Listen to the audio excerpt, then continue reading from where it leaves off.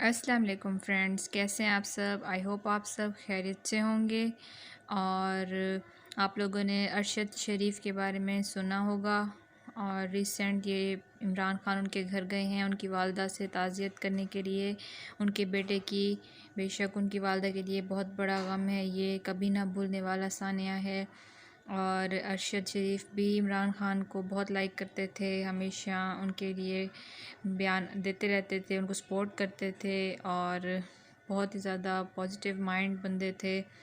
اور دیکھیں یہ ویڈیو میں نے اس لیے شو کیا، دیکھیں آپ دیکھ سکتے ہیں کہ عمران خان ان کی والدہ کے پاس گئے ہوئے ہیں تعزیت کے لیے۔ ریسنٹ مجھے یہ ویڈیو ملی تو میں نے آپ لوگوں سے شیئر کرنا ضروری سمجھی۔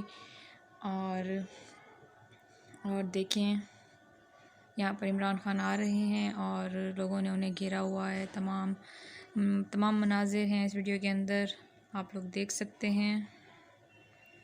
اور اپنا بہت خیال رکھیے گا اور دعاؤں میں یاد رکھیے گا۔